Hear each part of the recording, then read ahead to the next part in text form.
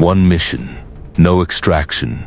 The order arrived without ceremony. No envelope, no knock, no signature. Just a secure message blinking once on a hardened tablet, then locking itself again. Mission active. No date, no operation name, no chain of command listed, only coordinates. That alone was enough to make Daniel Rourke uneasy. In his world, silence was normal. But this silence felt intentional. Daniel had spent 16 years inside classified corridors, special operations, deniable actions, black programs that never officially existed.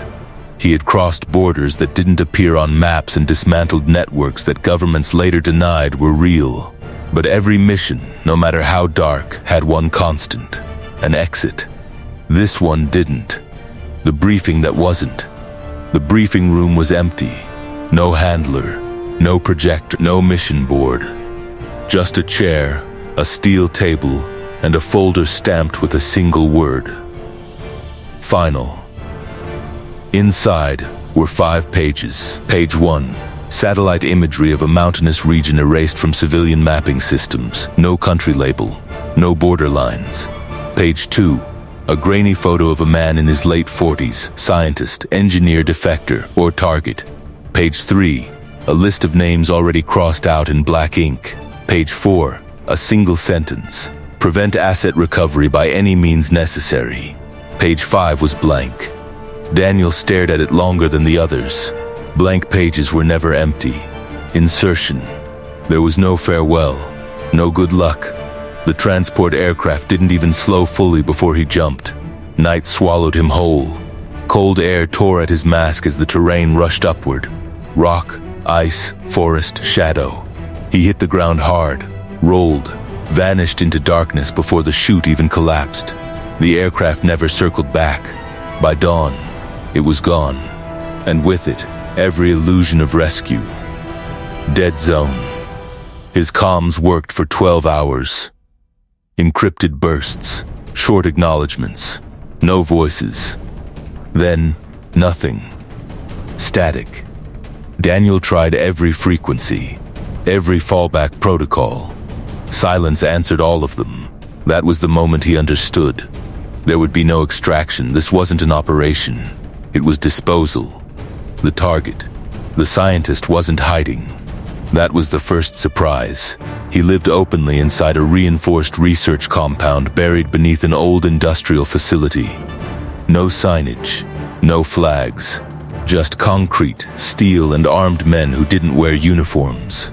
Private security, corporate, not military, which meant governments were already pretending not to know.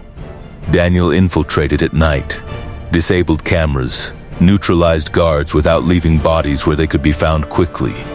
Inside, the corridors were clean, sterile, too clean. The scientist looked relieved when he saw Daniel. Not afraid. Relieved. "You're late," the man said calmly. That was the second surprise. The truth leaks out. The scientist talked too easily. He explained things Daniel hadn't asked. How the project began as defense research. How it turned into predictive warfare. How algorithms were trained to decide outcomes before leaders acted. Wars prevented. Coups accelerated. Populations nudged toward collapse. The system worked. Too well. Governments didn't control it anymore, so they buried it. And now they were burying him. Daniel felt the weight settle in his chest. This mission wasn't about stopping recovery. It was about ensuring silence. The order changes. A new message arrived. First since the blackout. One line. Asset termination confirmed. No name, no confirmation code. Just an expectation. Daniel looked at the scientist. The man nodded slowly. "They always do this part last," he said. "They make someone like you carry it. No way back." External movement. Vehicles, armed response teams converging on the compound. Not to stop Daniel. To seal everything. Daniel realized the final truth too late. There were no sides anymore, only cleanup. He helped the scientist escape through maintenance tunnels not listed on the plans. Gunfire echoed behind them.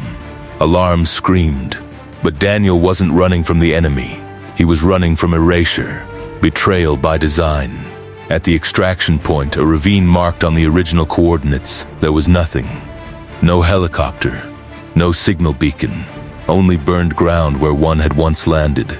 Another message arrived. Final. Mission complete, that was it. Daniel laughed quietly, not because it was funny, because there was nothing else left. The last decision. The scientist disappeared into the forest, with stolen data encrypted beyond retrieval. Daniel stayed behind. He destroyed his gear, erased his trail, then walked deeper into terrain no one monitored. Some say he died there, others say he crossed borders unseen. But officially, Daniel Rourke never existed. Epilogue. Months later, the project was declared a myth. The scientist was labeled a fraud. The region was wiped from public satellite feeds, and somewhere inside a classified archive, a file remains sealed with 5 words stamped across the front. One mission, no extraction. Because in the darkest operations, success isn't measured by survival, only by silence. Subscribe. The next mission is already live.